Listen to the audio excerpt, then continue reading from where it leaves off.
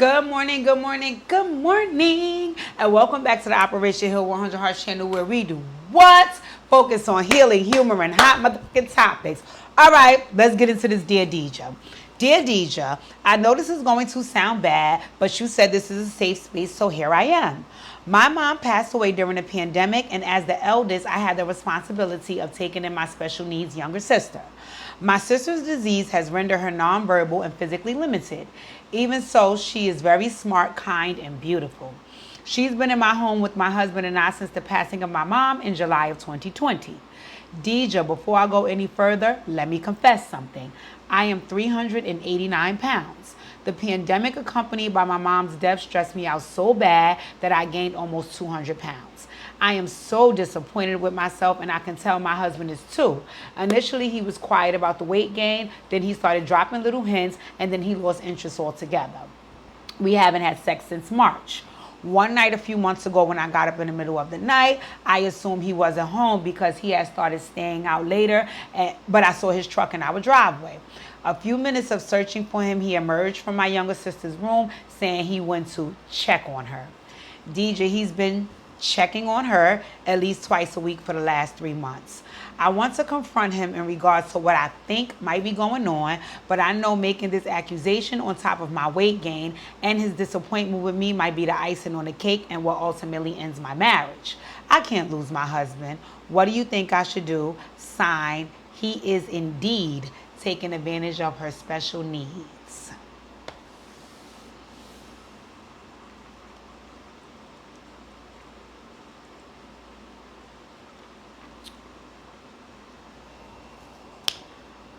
Okay. Um,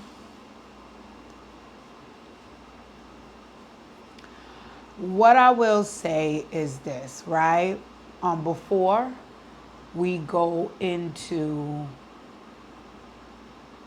speaking about you, and normally I don't do this. I normally, in my Dear Deja letters, only address the actions, behaviors, and what was shared in the letter of the person who wrote the letter.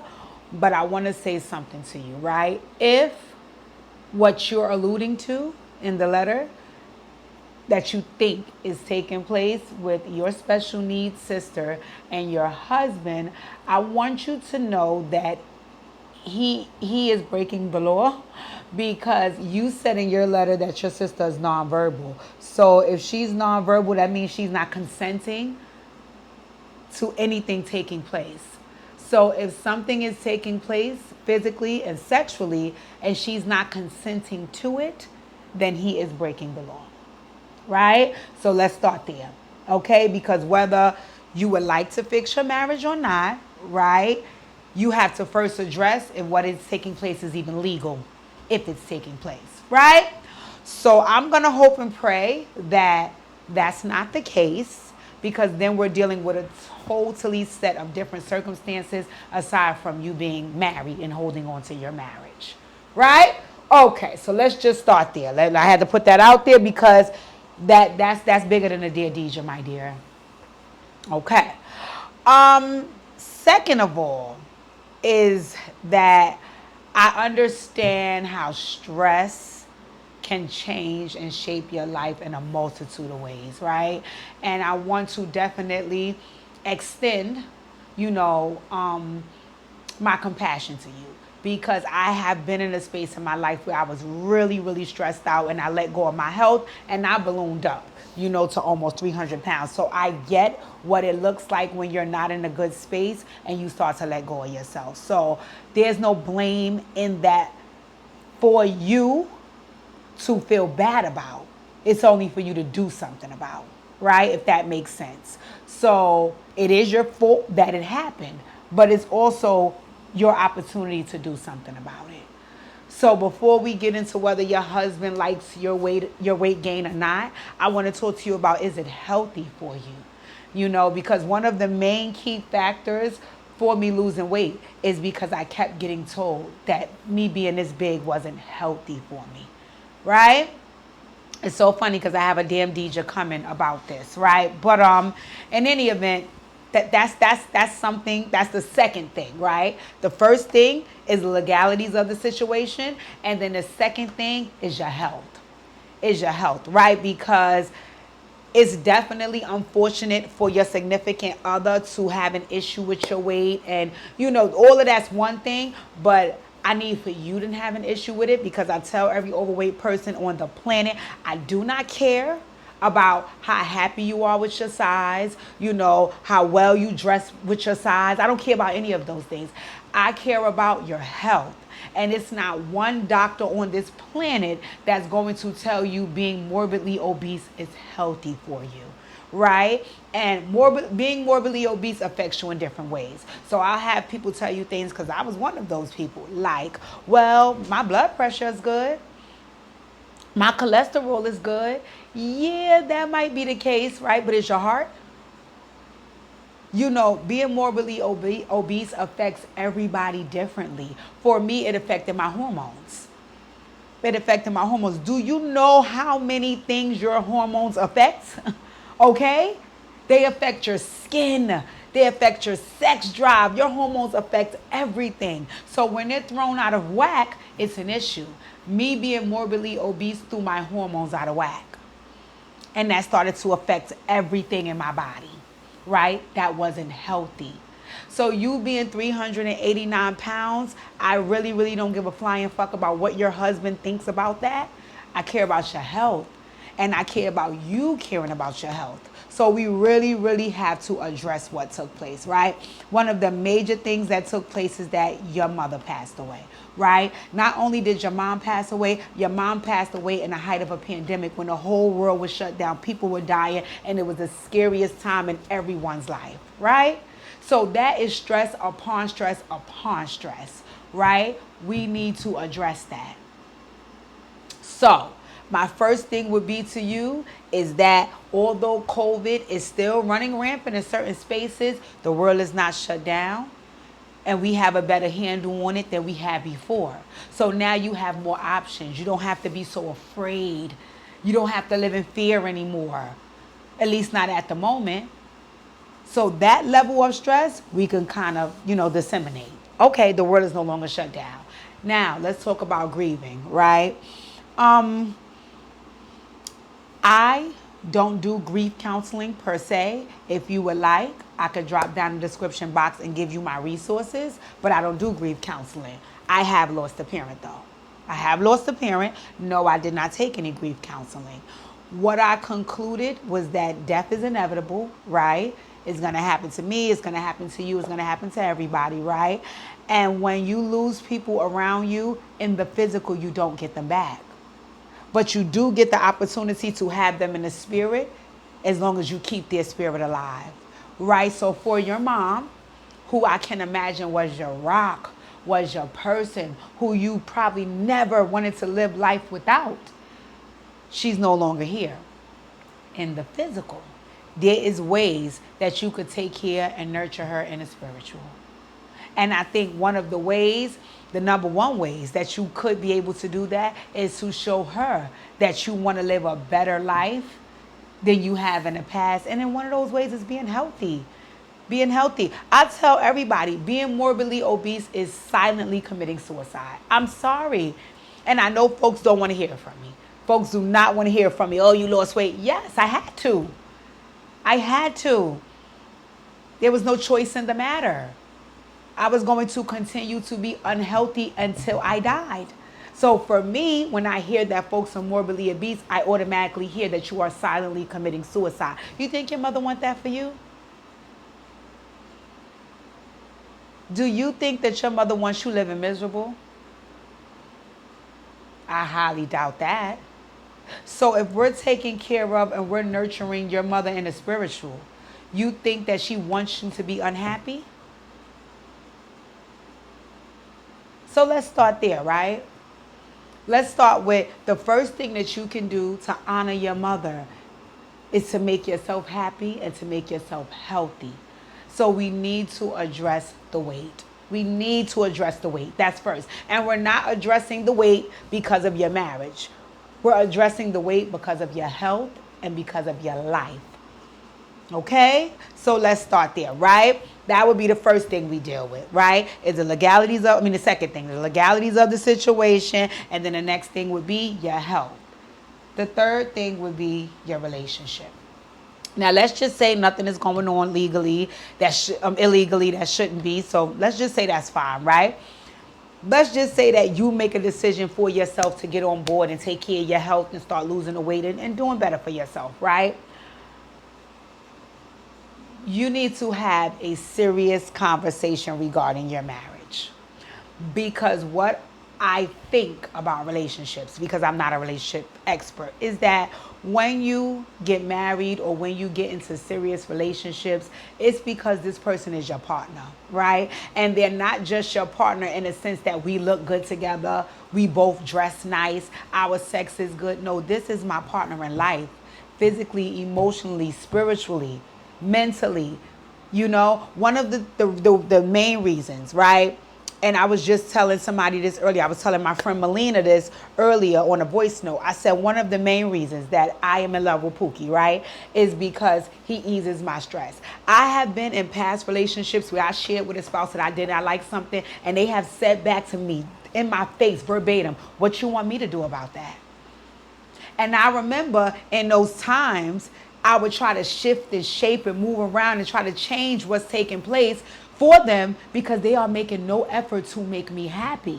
One of the reasons that I fell in love with Pookie is because he'll tell me in a heartbeat, I don't want to hear your motherfucking mouth. So whatever is going to keep you happy, sane, and quiet is whatever I don't mind doing. I appreciate that. I appreciate that because a lot of the shit that stresses me out, he takes care of so I don't have to be stressed. That's why I chose him, right? So if you are married to a man and he knows that your mother passed away, that it happened when your world was shut down, that you have now been placed with the biggest freaking responsibility under the sun, which is taking care of your special needs sister. If he can't see that that's stressful to you and support you through that and try to coach you and help you and guide you with losing weight, as opposed he would just disconnect from you and lose interest and start going to check on your sister, is that a partner that you really want to be with? Is that a relationship that you're really happy in? Is that really fair to you? Because I'm sitting here as a stranger, so I think the letters wrote anonymously, but I'm sitting here as a stranger, hearing all of those things and having compassion for you. So you mean to tell me a man that married you wouldn't even consider those things? Wouldn't have any compassion for you? Wouldn't try to help you? Wouldn't hold your hand through this process? Wouldn't support you?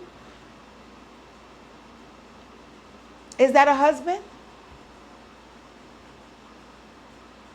You know what I'm saying? And again, I don't know everything, right? I'm just hearing what you wrote in your letter.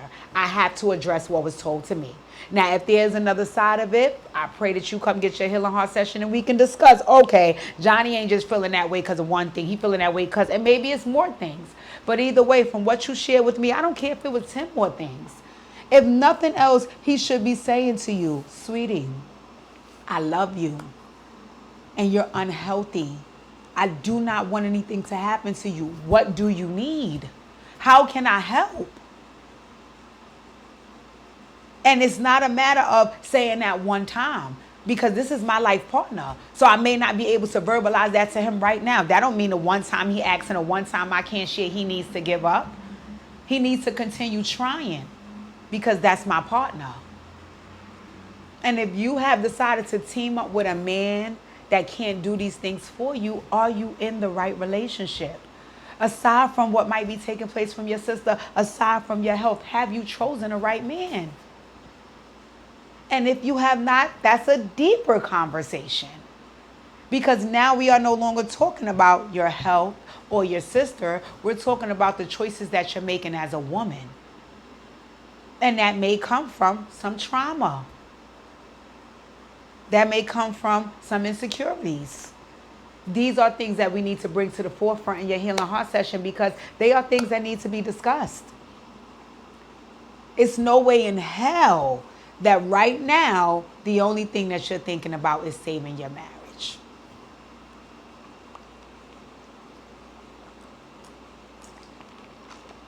You said what you think is going on. What about saving your system? You said you're 389 pounds. What about saving yourself?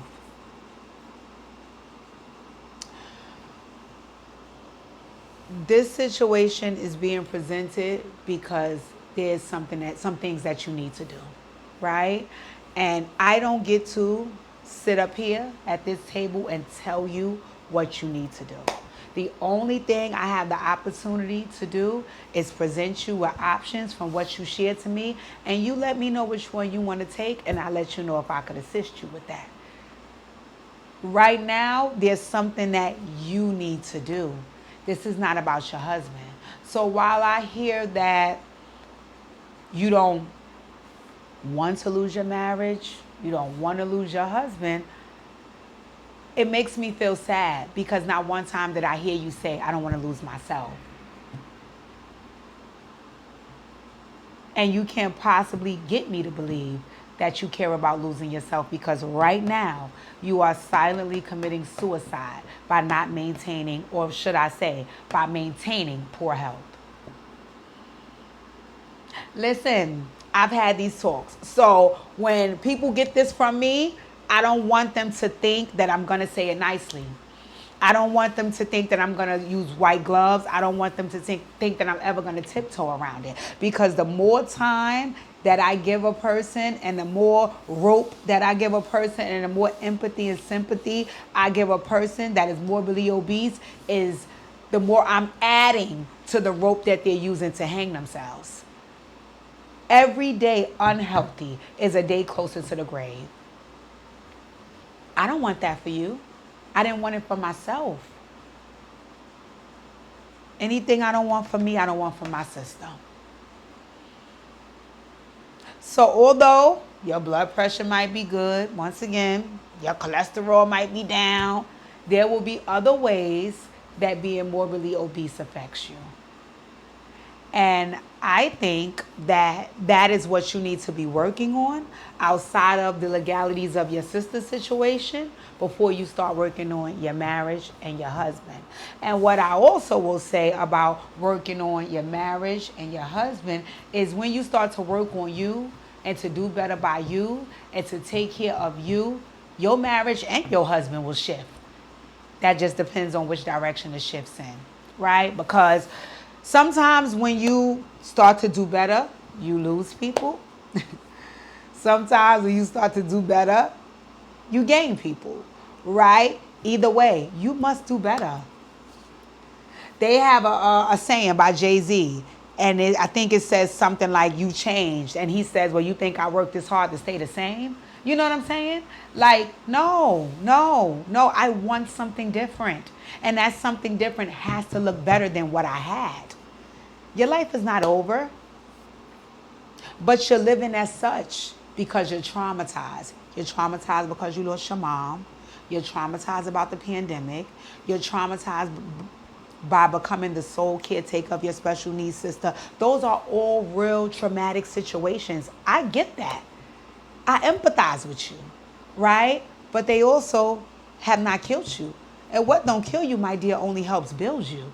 So at this point, you have the opportunity to grab your life by the horns and live it however you see fit, right? So let's talk about what that looks like. Let's just say you saying to yourself, outside of your husband, let's just say you saying to yourself, realistically, being a caretaker for my special needs sister is too overwhelming for me. So what can you do?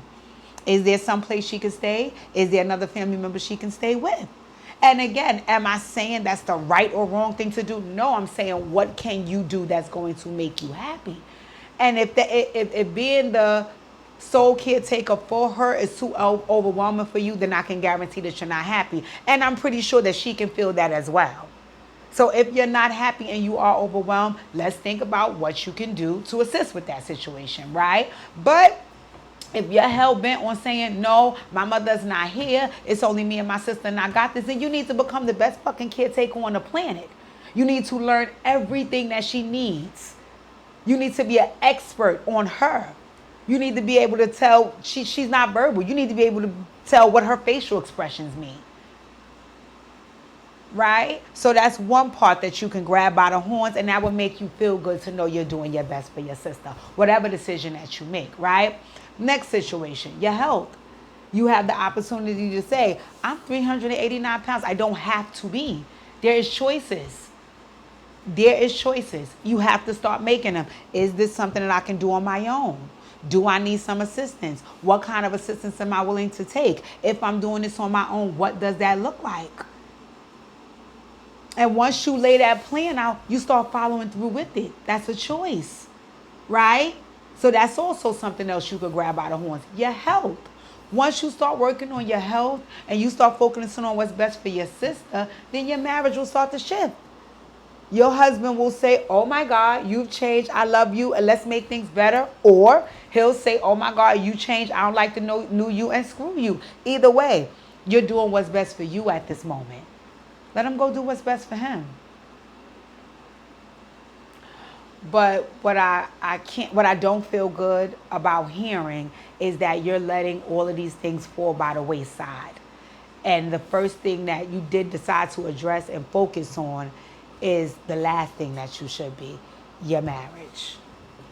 You have bigger fish to fry, my dear. Okay, so I genuinely want to be of any assistance that I can. And let's start from the top. Number one on the list is, let's make sure what you're assuming is just your assumption, right? Let me say that again.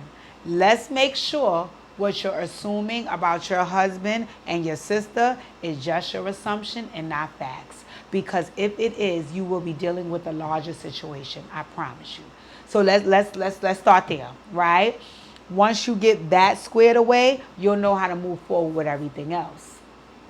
I promise you, and I'll say this over and over and over again till folks get it.